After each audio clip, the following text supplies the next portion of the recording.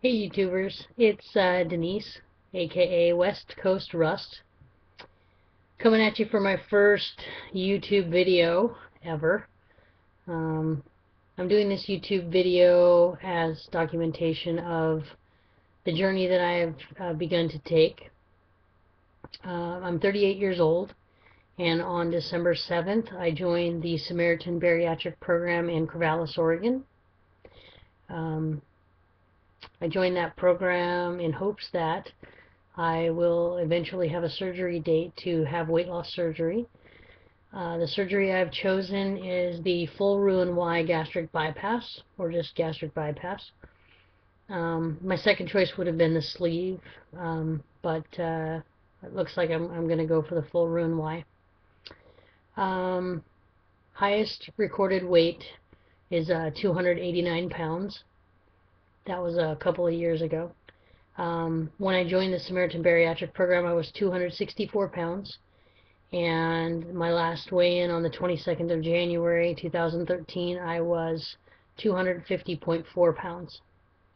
The Samaritan Bariatric program that I enrolled in requires that you see a dietitian, that you see a psychologist, you see your surgeon, not just for pre-op, but also for just a generalized meeting, that you attend at least one support group, and that you lose approximately 5% of your current weight prior to scheduling surgery.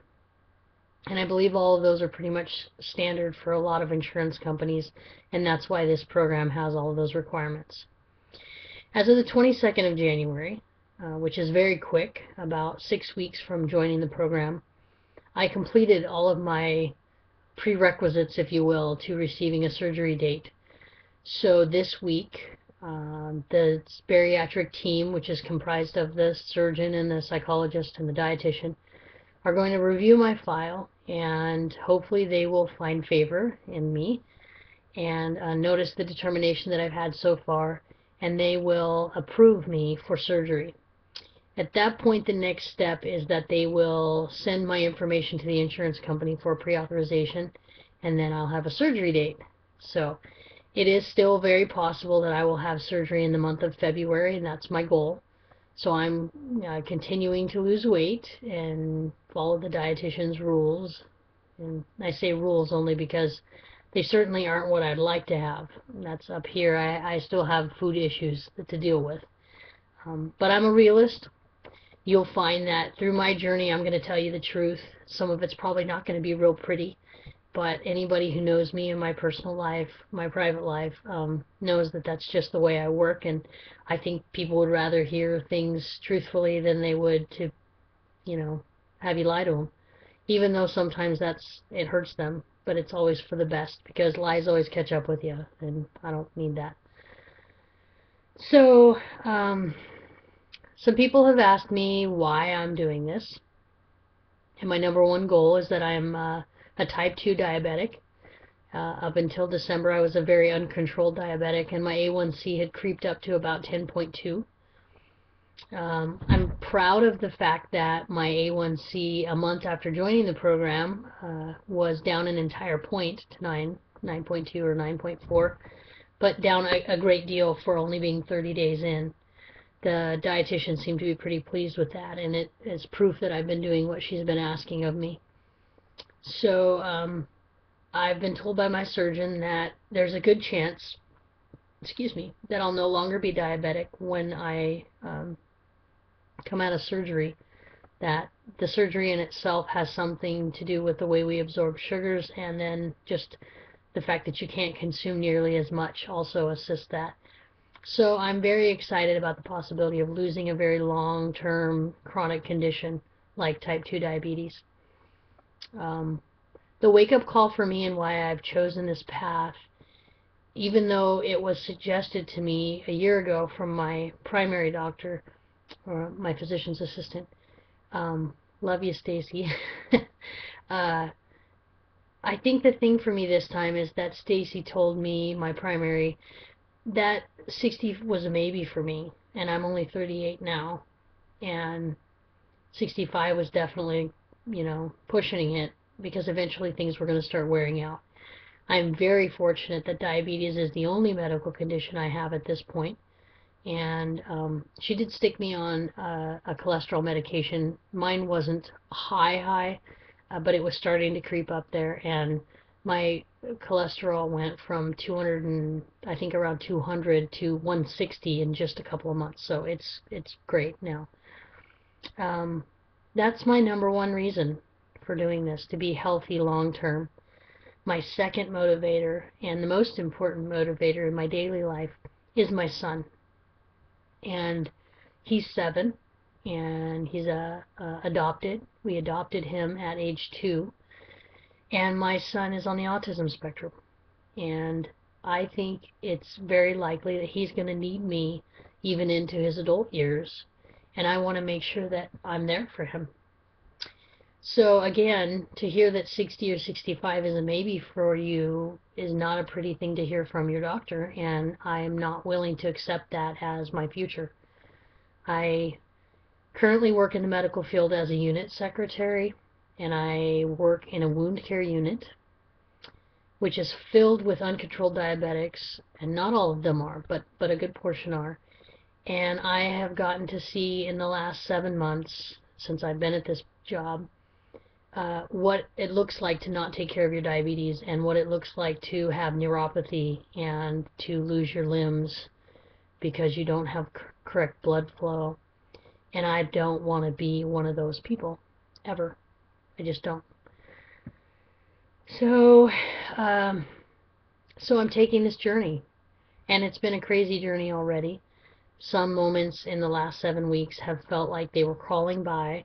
And then this last week, I got a lot of things checked off from my program, and now things are flying right on their way. I suspect now that I'm in a holding pattern for a surgery date that things will probably slow down again. And my goal is just to stay true to this eating plan that they have me on for the dietitian, and it's really just normal eating.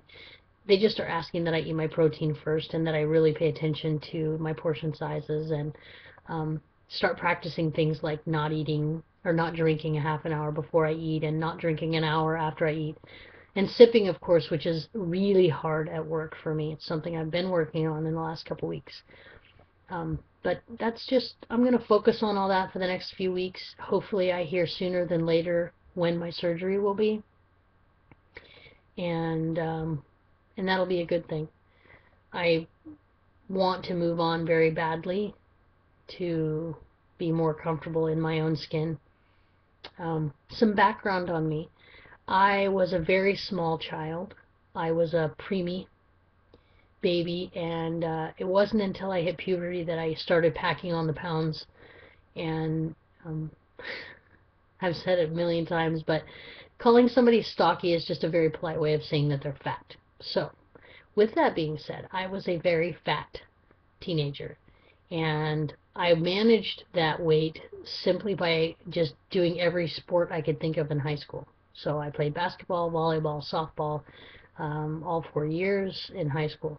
And then I went off to college, and nobody told me how I had to eat anymore, and nobody told me not to eat at 2 in the morning when I was studying with my girlfriends. And so I packed on about 50 pounds, and I ended up at about 200, 210 when I was a freshman into my sophomore year of college. And now I am a very obese, morbidly obese, let me give my right label, person. And I don't want to be morbidly obese anymore. So that, and my husband has not seen me below 223 pounds or something. When I met him, that's how much I weighed, and I have not weighed, I've never weighed anything less than that, and I've tried a few diets since I met the man, so in 13 years. So with that being said, I'm going to sign off this video and just say that I appreciate the honesty of the folks on YouTube who have posted their journeys, and whether you're at goal or you're a month in. Hi, Sasha, Miss Sasha LaRue, Sonia. I really appreciate the frankness that you give pre-surgery folks and post-surgery folks, and the inspiration that you are, and the dedication that it takes to do this every day, because despite my previous thoughts, I think weight loss surgery is not the easy way out, and I know that the road I have to go down is very long, and I'm looking forward to leaning on my friends online and my family and friends here in Oregon. And I just want to say go Ducks for all my family who are Beavers fans. And thanks for hanging out with me, and I hope that my honesty teaches people some things, and that I learn a lot more about myself through this journey. And I hope that the next time I come back to you all, I will have a surgery date or know more about that. And until that time, be well and be kind, and don't forget to tell those you love that you love them.